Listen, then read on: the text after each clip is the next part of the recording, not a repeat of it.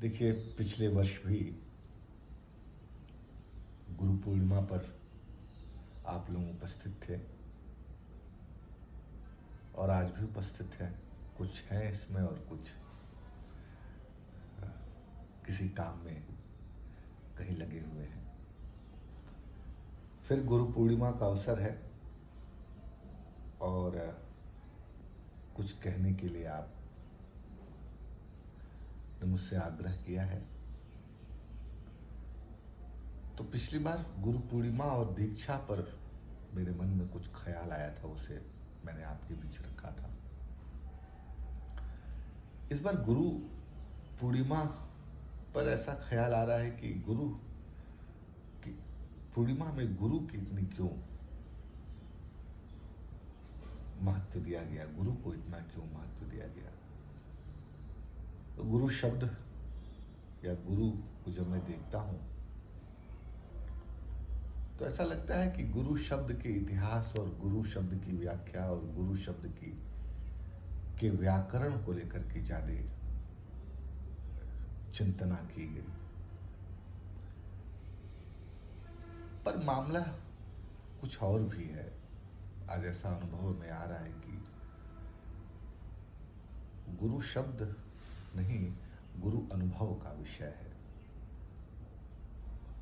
और अगर गुरु है उपस्थित, इसमें शिष्यों का कोई इतना महत्व नहीं होता कि उनके अंदर कोई बहुत बड़ी लायकी हो तब वह गुरु के महत्व को समझ पाएंगे। नहीं, गुरु अगर वाकई में मास्टर है तो अपनी उपस्थिति वह दर्ज कर जाएगा, कैसे भी प्रकृति का आदमी हो।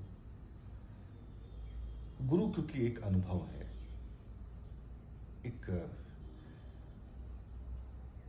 एक आग है जो थोड़ी देर किसी भी व्यक्ति के बीच रहेगा तो उसका उसे अनुभव मिल जाएगा। कारण क्या है? कारण यह है कि जो जीवन के प्रति हमने अपना तादात्म्य बना रखा है वह गुरु की उपस्थिति में टूट जाता है।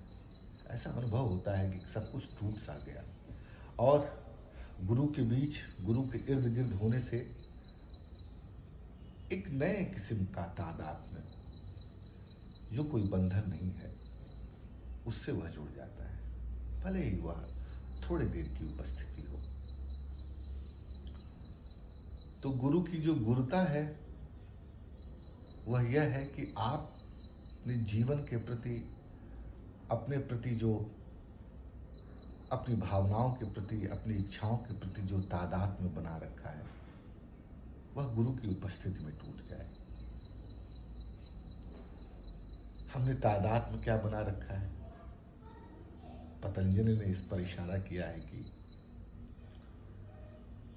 बाह्य जगत में हम बड़े मोटे तौर पर यह अनुभव कर पाते हैं कि चीजें जो हैं वह हम नहीं है। जैसे सूर्य है, आकाश है, तारे हैं, चंद्रमा है, नदी है, पेड़ है, पौधे हैं, बिच्छू है।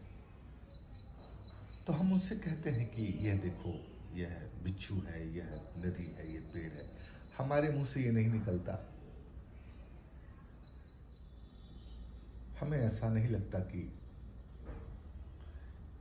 यह हम हैं।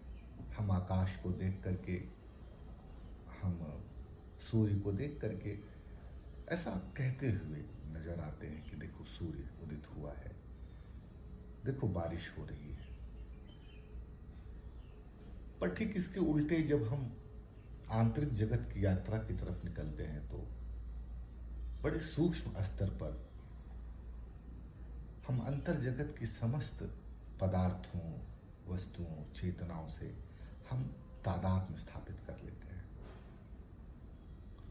क्रोध के बीच तादात्म्य स्थापित कर लेते हैं, प्रेम में तादात्म्य स्थापित कर लेते हैं, घृणा में कर लेते हैं और जिसका दुख फिर हम भोगते हैं। तो जगत के आकाश के तले जितनी वस्तुएं हैं उनसे तो हमने तादात्म्य स्थापित नहीं किया। हमें यह अनुभव में आता है कि यह दूसरी चीजें हैं। आंतरिक जगत के आकाश में फिर हमने क्यों तादात्म्य प्रश्न बहुत गहरा है। तो गुरु की उपस्थिति में जो आकाश में चांद उदित होता है, जिससे हम कोई तादात्म्य स्थापित नहीं करते, कहते हैं कि चांद बहुत सुंदर है, वह गुरु की उपस्थिति में हमेशा ही जैसे पूर्णिमा का अवसर रहता है।